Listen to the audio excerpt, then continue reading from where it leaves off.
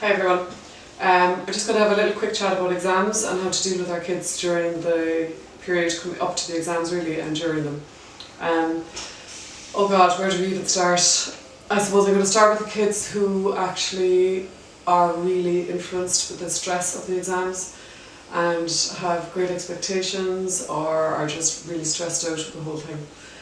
Just from home, I think we have a vital role to play here. The kids are under pressure from themselves first and foremost, then they're under pressure from teachers, they're under pressure from their peers, they're under pressure from home, they're under pressure from family, maybe older siblings who might be more academically based than they are. It's coming at them from all angles, be under no illusion. And really, what's that about? You know, they can only do their best. And I think if we're telling them at home, study, do your best, it's all you can do, that's the expectation we have. Whether that best is an E, a D, a C, a B or A, it's irrelevant. Once it's that kid's best. What the stress is causing within them is just horrendous. You know, and why? What's it for? You know, academia is important, absolutely, but it is only a part of our kids' lives. I mean, they also, you know, there's friends and family, there's hobbies and interests, there's their mental and physical health. They're all, in my opinion, equally important.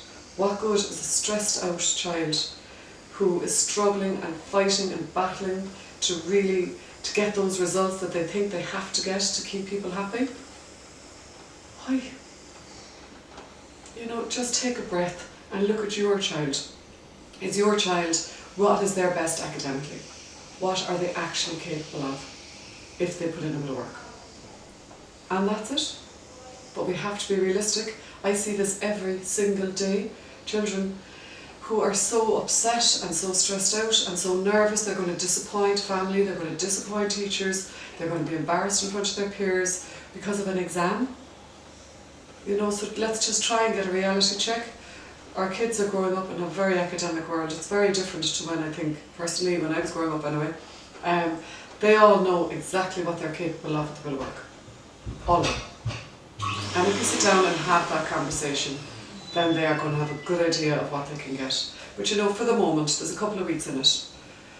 Whether they've worked hard enough or not, whether you feel they have, or you're just not sure, all they need from us from here on in is a hug, maybe an odd treat left on their desk, a little note saying, I get it, you know, take a breath, it's okay. There's an awful lot worse things can happen in the world. This is your exam. There is a lot more to life. Just give them a bit of TLC, that's all we can do. They're not going to learn their course off in the next 3 weeks, so there is no point in coming down them like a ton of bricks.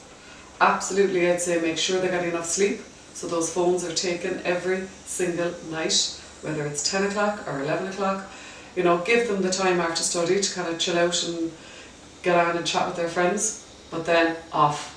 If they don't sleep, they can't cope. If they can't cope, they have no motivation, they can't study, they get stressed, and the whole thing spirals out of control. So first and foremost is sleep. Secondly, just keep an eye on food, you know, that it's not high sugar, that they're not high caffeine, high sugar, trying to stay awake, trying to deal with whatever. They need healthy food. I don't mean lettuce leaves and carrot sticks, I just mean a little bit more healthy.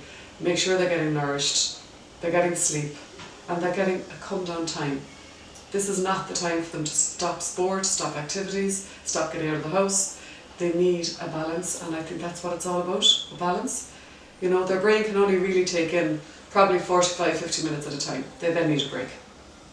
They can sit up in that room for 5 hours, but I guarantee you there is no one can keep learning for 5 hours. Make sure they're getting the regular breaks. They might walk out the dog, they might walk around the block, walk around the house, whatever. But just keep a lid on the stress and keep an eye on them, because it can be a dangerous time. I think particularly Leaving Cert students, it's like a domino effect. One drops, they all drop. One gets hysterical, they all get hysterical. If your kid is battling and is very stressed out and feels they study better at home, then make that decision. Maybe let them stay at home a couple of days a week if they feel they do better that way. One of mine was better at home, one was better at school. Whatever works. Especially for the Leaving Cert students, because this is their time. You know, the curriculum's done, they're doing revision at school, and we all know some of the teachers are great, some not so great, so maybe sometimes they are better at home. but you make that decision with them by having a conversation.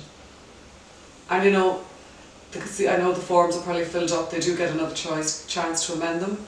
Be really, really careful what you're putting in, number 2, 3, 4, 5, because none of us have an idea how those exams are going to go. Someone can get sick, they can just be stressed out, they can be unlucky, we don't know. So just be careful that there's a realistic option, and number 2, 3, 4, 5, so that they have an option if college is for them. Now let's face it guys, college is not for everybody. You know, 20% of the art students were gone last year, left their courses by October. What's that telling us? There are far too many kids being pushed to go to college or thinking themselves they have to, and they're going in to study something they've no interest in. They've spent nearly 14 years studying a lot of things that they have no interest in.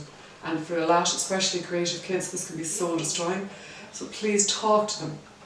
At least let them begin the next stage of their lives doing something that they have an interest in. What is it all about if they're not happy? Apologies for the noise, there's a bit of hoovering going on outside my door, but I'm going to finish this. Mind them, hug them, give them little treats, let them know it's okay, their best is good enough, but talk to them please about what they want to do for their next phase also. When they come home from exams, I'd say the best advice is get out of that school as fast as possible, because the conversation after exams can be highly stressful as well. Get a breather, go for a walk, have something good to eat and go back again. Talk to them about if they've had a bad exam, blank it out, there is nothing they can do, it's over, go start again. But we need to have the conversations because it is hard, it is difficult, it is stressful, and seriously, they can only do so much. For the people who are horizontal and the parents going, oh my God, what are we going to do? There's a few weeks to go, they're not probably going to change. Maybe you can bribe them to do an extra few hours here and there. But you know, as I said, academia is not for everybody. Try and think about what is it that makes your kid happy? What lights up a light inside them? What brings them to a place that they feel they're worthwhile, they have a value? You know, a question I love to ask sometimes is, what would you like to contribute to the world? It's a very interesting question because it's not all about me. It's about what have I got, or what lessons have I learned, or what would I like to portray, what would I like to teach, what would I like to give, what service, whatever. But just let them think about it. And if they're only taking the first step after their leaving cert, they just want the first step in the right direction. They're 18, 19 years of age, they're not supposed to know. One step at a time. Just again, communicate, talk, but for the next few weeks, a lot of TLC, they can only do really what they're capable of doing. And if they're horizontal, you know, the penny will eventually drop. Maybe college is for them and they'll go back and try again, maybe it's not, and they'll end up being a lot happier if we allow them to go the road that they need to go, rather than pushing them into something because we'd like them to do what it is we'd like them to do. It is not our life, it's theirs. Again, any questions, any advice, please give me a shout. Best of luck to all your exam parents. It ain't easy, I've been there, but we will get through it, but the best way is getting through it together.